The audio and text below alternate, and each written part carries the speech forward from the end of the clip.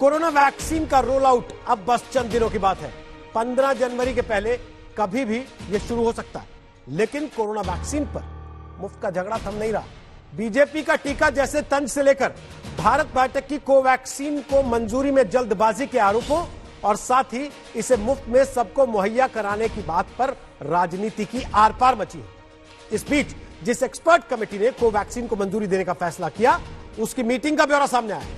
Meeting के ब्यौरे से खुलासा हुआ कि पहले एक्सपर्ट कमेटी एफिकेसी डेटा मांग रही थी, लेकिन ब्रिटेन वाले कोरोना के नए स्ट्रेन की दहशत के बीच कोवैक्सीन को इमरजेंसी इस्तेमाल की मंजूरी देने का फैसला किया गया। इसलिए आज दंगल में हमारा मुद्दा वैक्सीन पर हो रही सियासत को लेकर है। टीका जिंदगी का, डोज सियासत की। पहले रिपोर्ट देखिए, फिर बताते हैं मेहमान कौन कौन है।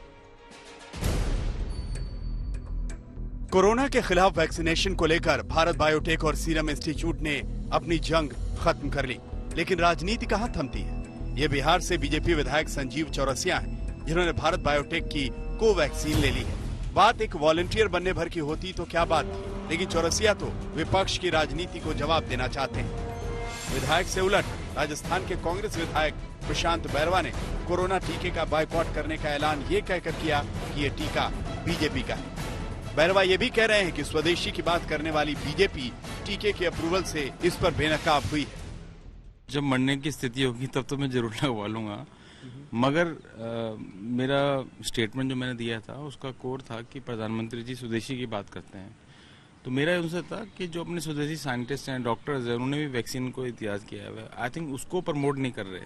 बेटर ये होता कि जो इंडियन साइंटिस्ट और डॉक्टर्स हैं वो प्रमोट करते तो वैक्सीन हल्ती और मेरे हिसाब से सस्ती भी होती। वो वैक्सीन पर राजनीति की शुरुआत एसपी चीफ अखिलेश यादव के बयान से शुरू हुई थी।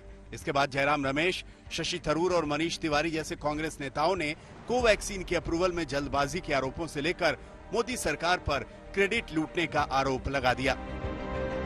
कोई व्यक्ति वैक्सीन नहीं लगवाएगा अगर उसकी विश्वसनीयता के ऊपर प्रश्न चिन्ह, और ये प्रश्न चिन्ह बहुत ही संजीदा जो एपिडेमोलॉजिस्ट हैं, वायरोलॉजिस्ट हैं, विशेषज्ञ हैं, ये सवाल उन्होंने उठाए और इससे भारत की अंतर्राष्ट्रीय छवि के ऊपर भी एक बहुत बड़ा प्रश्न चिन्ह लगा है।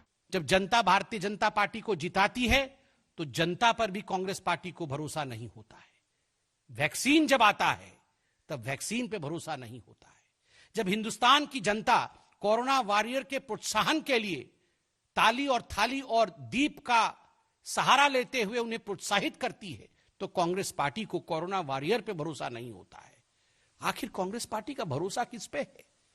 बंधुगण, कांग्रेस पार्टी का एकमात्र सहारा और उनका केवल और केवल विश्वास गांधी परिवार को छोड़ के और किसी पे नहीं है। समाजवादी पार्टी या मेरा खुद का बयान किसी भी साइंटिस्ट, किसी भी वॉलंटियर जो लोग उसमें शामिल हुए हैं, चाहे वो किसी तरह के एक्सपर्ट्स हों, उन पे किसी पे सवाल नहीं है। सवाल भारतीय जनता पार्टी पर है, क्योंकि भारतीय जनता पार्टी ने जो जो फैसले लिए हैं वो फैसलों पर जनता को भरोसा नहीं है। लेकिन अखिलेश यादव इसको भाजपा का वैक्सीन बता रहे हैं, बोले नहीं लेंगे। अब देखिए भाई कौन क्या बोलता है, आपको उसमें कोई, आप तो शुरू से जानते हैं मेरी कोई दिलचस्पी नहीं है। किसी को कुछ बोलने की आदत होती है तो बोलने से वो खबर छपता है, तो इस सब के चलते लोग बोलते हैं, वो तो जिसकी जो इच्छा बोलता रहे। इस बीच राजनीति इस पर भी शुरू हुई कि क्यों नहीं कोरोना वैक्सीन मुफ्त में लगती है। वैसे वैक्सीन पर राजनीति नहीं होनी चाहिए के सिद्धांत पर सहमत होते हुए भी वैक्सीन को लेकर जुबानी जंग खत्म नहीं होती। इस बीच भारत बायोटेक की कोवैक्सीन को मंजूरी देने वाले एक्सपर्ट ग्रुप की मीटिंग के ब्यौरे से खुलासा हुआ है कि कोवैक्सीन को मंजूरी ब्रिटेन वाले स्ट्रेन के खौफ से मिली है।